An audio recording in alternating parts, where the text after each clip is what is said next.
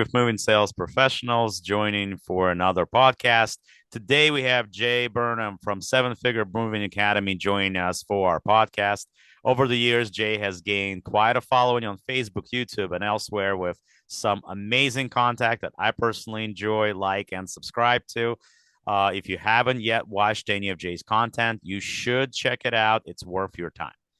So, Jae, for those who may not know you, how did you get your start? Um, I worked for a company back in early 2008. The company was called Reliable Moving, which is a very boring name, and everybody and their brothers got Reliable Moving in their name of some sort or in their thing. So I worked for him for a couple weeks, and he wasn't paying me. I was working, several jobs. I was doing at least one or two jobs a week, and he wouldn't pay me. He didn't pay me on things. So I saw how he was getting his jobs, and I'm like, I'm a pretty smart guy. I left some jobs in California where I lived and worked, and so I was versed in and knowledgeable of PR and marketing and so on and so forth. And I was very intrigued about SEO. So I said, I'm going to do this myself. So I signed up with a hire helper and moving helper, and I got my start doing some of those jobs.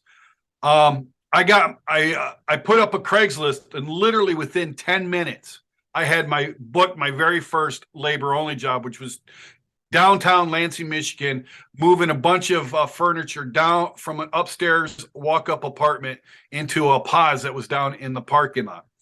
I had nobody to work for me at this time, so I had to call up a couple of my buddies that I knew, and I say, hey, look, I'll pay you $20 if you come and help me. It'll take about an hour, maybe an hour and a half. He's like, okay. We come there, I get the job done, and they pay me $40.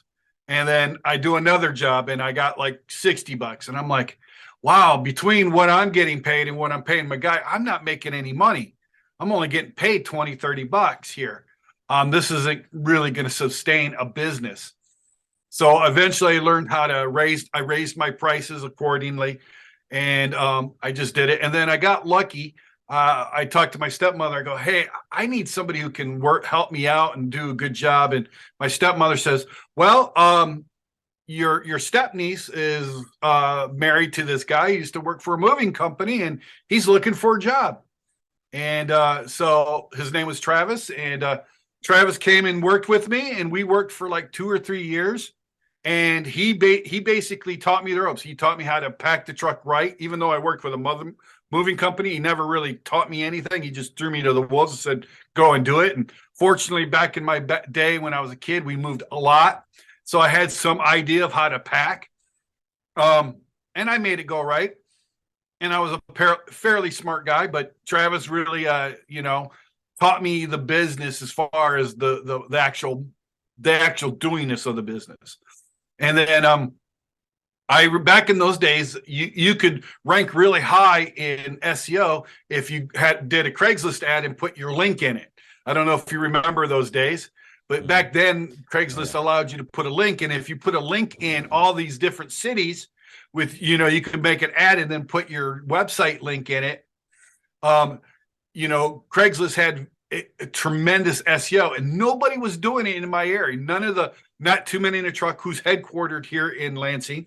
None of the other moving businesses were doing it. They were just relying on old-fashioned Yellow Pages ads. And I realized even back then that Yellow Pages was, because I came from California where they'd actually outlawed Yellow Pages.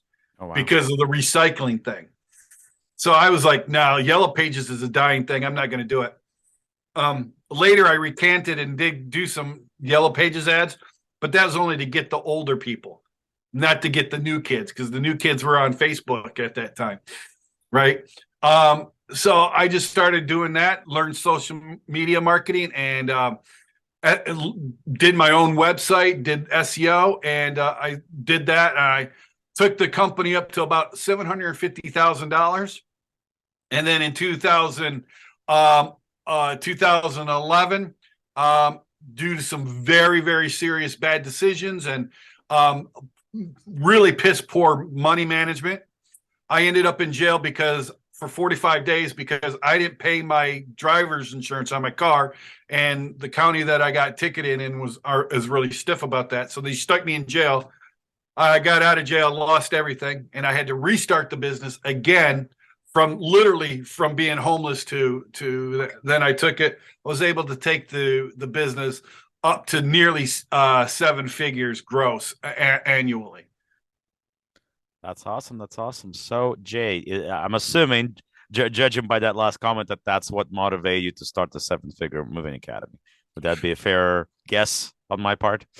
Yeah, well, I knew that I was getting older and my back was sore, and um and I knew I was burning out on the moving business. I got on some Facebook groups, started talking with some of the big guys in the moving business, guys like Eric Works and Lauren McInnes out of Vancouver, and some of these guys, and they were like coaching me in a way, and I would text them or email them, and they would give me some advice, and I was building the company up, and that's but I was just burning out. The writing was on the wall for me, so eventually I knew I needed some sort of legacy. I needed some way to build up some sort of modest income. I wasn't looking to get rich, but I was hoping to get a YouTube channel that would be paying me a lot of money in ads revenue. That was my goal, was to give all this free information out so that Google would pay me a bunch of money on ad revenue. So I started with the movie niche because I knew about the movie niche. But what I didn't realize at the time, but I quickly learned, is that the movie niche is very, very narrow. Oh yeah. It's very super narrow. So because it's so super narrow, people don't have to spend a lot of money to advertise in that niche, right? So Google doesn't pay you out big bucks for a very narrow niche. So I realized very soon it wasn't making me the money, but eventually I was able to then start a paid group, and it's a modest. I'm not really promoting it heavily. I do promote it on every one of my videos, but it's down in the description, but I don't say hardly anything about it.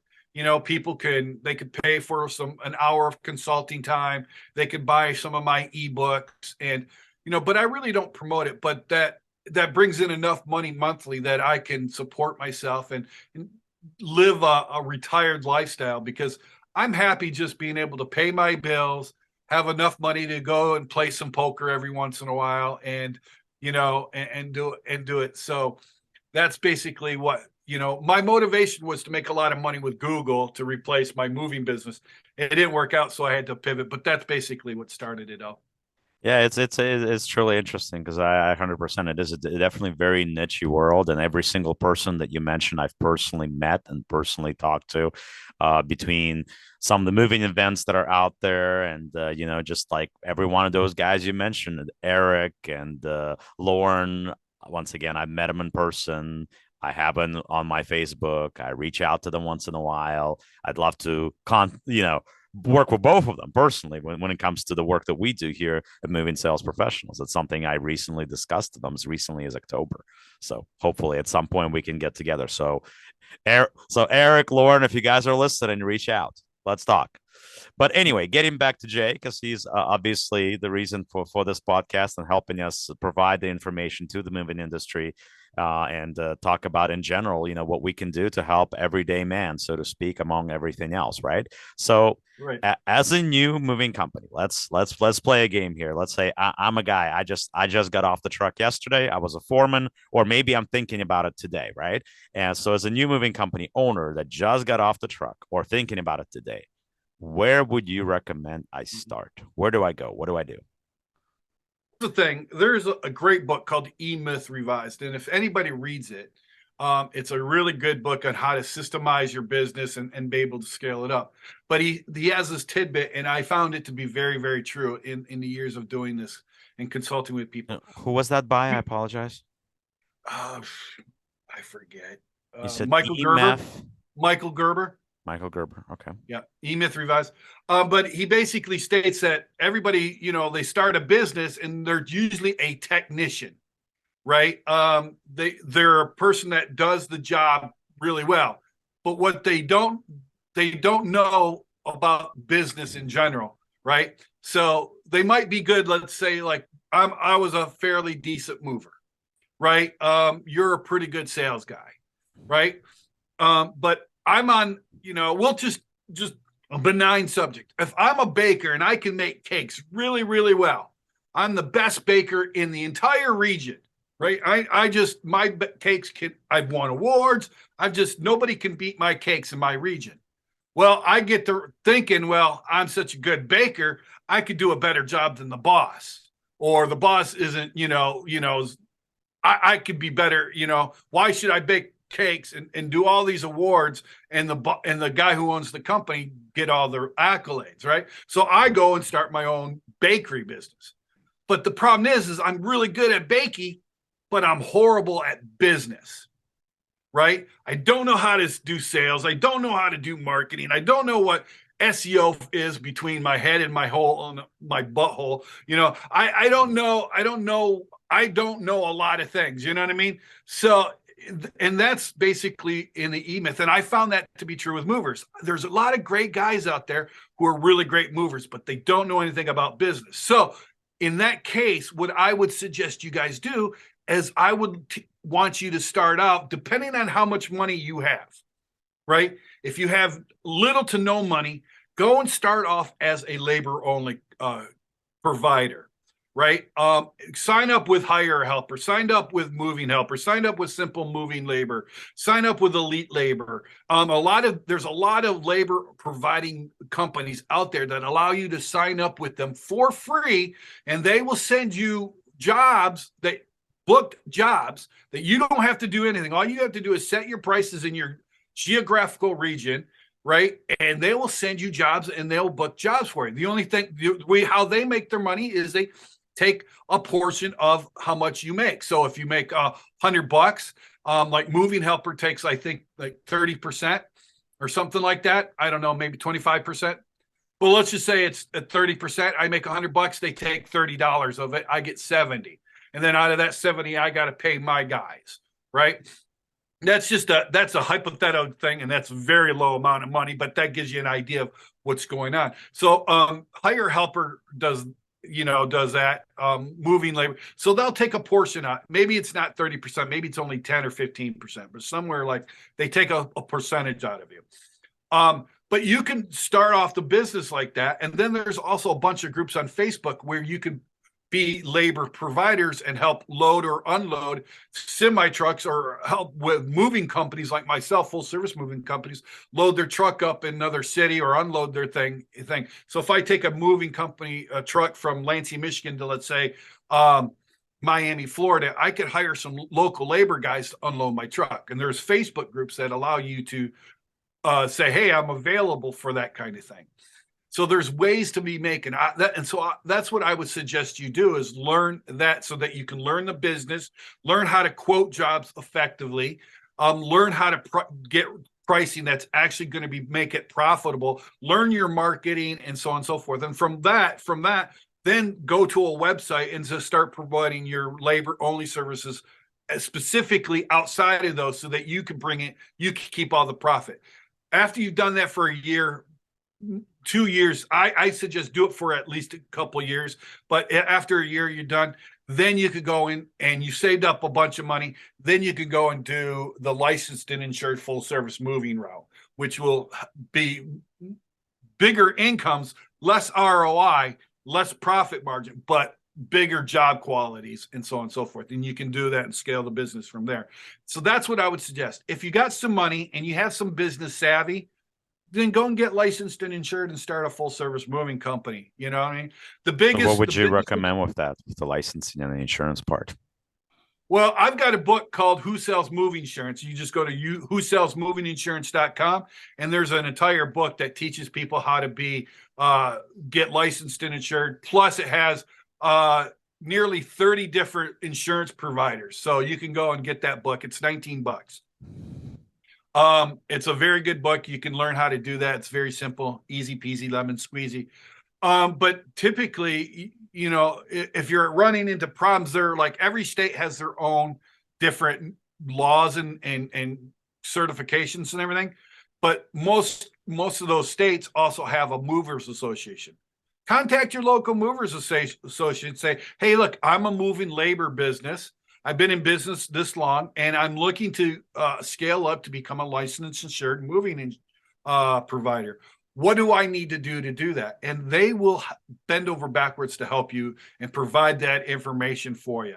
There are some states that that won't bend over, but for most states, there's only really 3 states that are really a-holes about moving companies, and that's New York, California, and Oregon.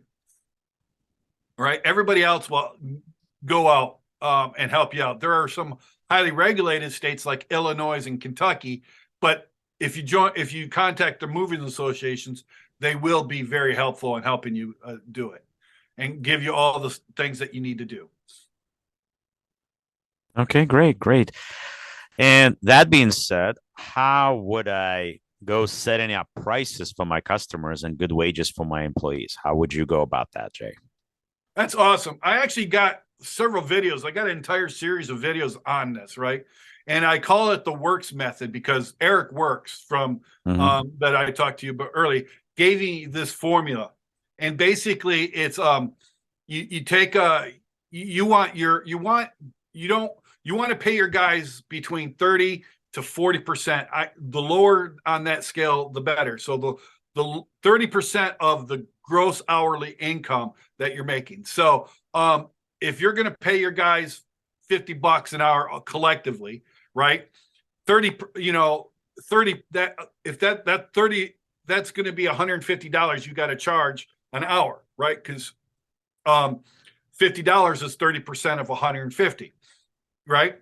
So that's where you need to do. So I've got this entire formula that teaches you how to, that if you fill it out, you just go and type in Works formula in my YouTube channel, and the videos will come up, or how to price it. And you'll see there's a couple videos. I got one that shows and guys, don't worry about writing that down. I'm gonna have Jay send me those links specifically, and I'm gonna add them at the bottom of this podcast, so you're gonna be able to click on those that will take you directly there. Okay, so don't worry about that.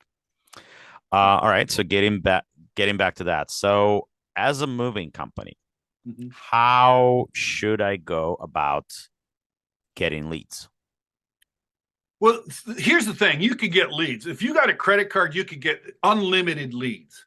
There is no lack of leads. There are leads, abundant leads. There's no thing. So what you do, the where you're going to get your leads, the best leads, in my personal opinion, is one, cold calling. Just going out there, go on Zillow, go on Redfin, find the clusters of homes that are for sale on those in the neighborhoods that have medium income to high income homes for your region. Like in Lansing, the median income home is about 150 to 200,000. Right. So if you're something that's right around where people have money to be able to afford full service moving. So what I would do is I'd find the neighborhoods that have a bunch of those homes and higher, and then find the regions that have a huge clusters of homes for sale. And then I would take my promo, my business cards, my rack cards, my flyers, and you could get templates online there. Go to Canva and you could get a bunch of templates made up, and they're free and easy to use. And just go and make some promo up. And then I would go into those neighborhoods that I've identified, and I would knock on every single door, right? Once I've done that and I've handed them out my flyers and I've scheduled, I would go to all the luxury apartments in that same region, because typically the higher incomes, you get luxury apartments. I'd go to the luxury apartment complexes. And then I'd go to all the self-storage places in and around those vicinities. And then I would hit mortgage brokers, home appraisers, real estate agents, and I would just start networking with those and just start passing out my flyers, getting to know. And I would make that a goal to pass out 500 to 1,000 different pieces of promo, and talking to 500 to 1,000 different people. That's right there, guys. That's right there. What I've said numerous times on these podcasts. It's about being creative. Listen to what the man is saying. Be creative. Do not stay in one frame of mind, especially in the current market. You got to use that creativity. Listen, this is gold. This is gold. So another thing I was going to say. So you mentioned about advertisements and stuff like that. What's your feeling on mailers? I love mailers. I think mailers are a great thing, and I've got a bunch of videos on that as well. And here's how you maximize your ROI with mailers, right? When you're sending out, you get a list, and the list is an MLS, and so you get a list of all the houses that have that have just listed. Right? You want to send them a postcard. You want to send them the largest 4-color postcard you can. You don't need to have a glossy front or anything like that. You can, it's benefit, but just have a good 4-color poster that has a nice benefit about them headline on the thing. Don't say we're the best movers in XYZ city. Everybody says that. That is not a claim to fame. That's just boring. It's lazy. Right? You want to say, hey, scan this QR code if you want to learn how to avoid the top 10 moving scams that your moving company is using to scam you. You want to, because cold calls, you want to free them from pain, right? That's how you get people to swim towards you, right? You want people to get things. Once you've got them hooked, then you could do the airy fairies like, here's 10 ways to pack up your house. You could do that stuff. But initially, you want to get them to come to you. So you want to like hit a pain point, right? Like because everybody wants to avoid pain and goes to pleasure. So you want to like, here's the pain and here is the pleasure. I'm the pleasure. Swim towards me, right? So you get them to swim towards you. So you do that. So you send them out and said, hey, boom, right? Then the next day, you're going to send them another mailer, but you don't have to send them a postcard. I would send them a letter with a handwritten letter address on it with a real stamp, and have some sort of lumpy, like something that would you could put a pen in it. You could, I'm including this pen so that when it comes time, you can sign our contracts. That kind of thing. But lumpy mail gets opened up. Right? Handwritten envelopes get opened up, right? And then the third day, I would send them another letter that referred them to the letter the day before, and then the postcard, right? And I would do it systematically, and then I'd wait maybe another few days after that. Then once they go out, they actually go and they actually put their house under contract. Now they got 30, 60 days, right, to move. Their house is sold. They've got 30 to 60 days. They need a mover, right? This is when you're going to send them another piece. You can send them a postcard, but that's lazy.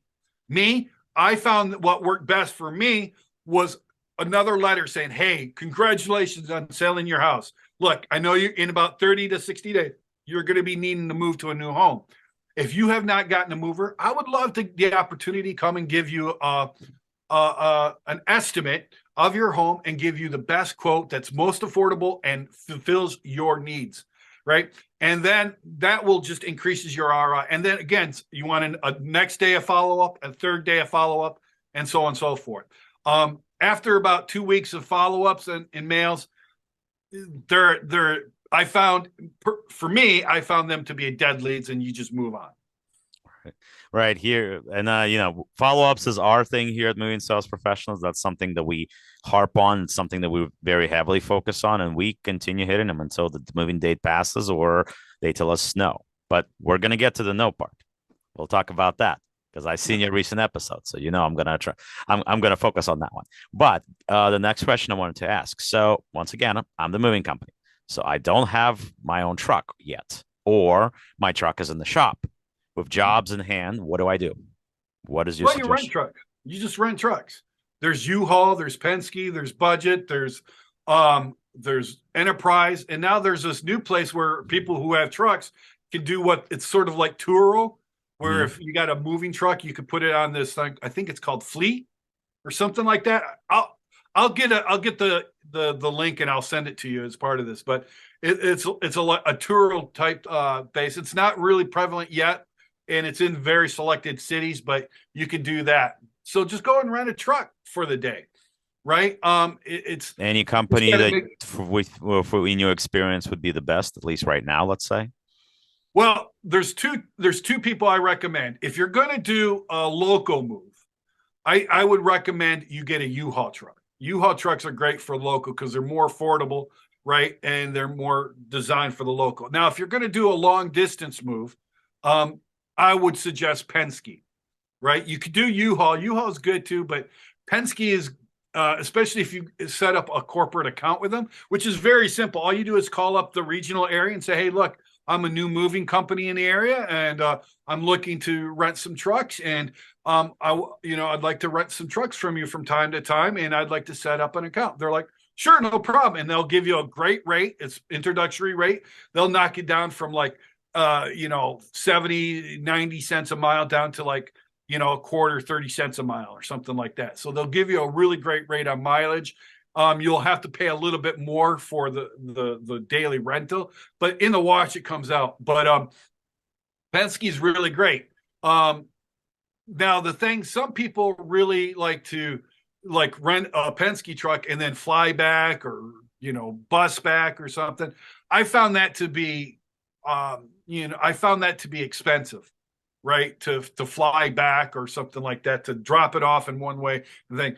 I would just rather drive down there, do my load, and then you can hook up with a freight company like Old Dominion or Yellow or CH Robinson, and you can get, or even UShip.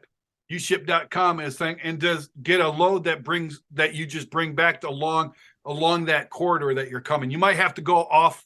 You might have to go deviate ways, but it makes it profitable so that the entire move that you've done is completely and utter profit, and that trip back that you're using is pays for the expenses. And that's, by the way, that's guys, for you listening. That's also the logistical part. Is also something that we do here at Moving Sales Professionals too. We want to connect our clients with each other. So if you're one of our clients and your truck is happen to head somewhere where we have clients, we might be able to hook you up with a load back, so you're not coming back empty, and it's going to be very minimal cost to you, but ultimately you're making money. You're not coming back empty. You're not spending that extra money on fuel. So when you have that rental truck, it's something that benefits you.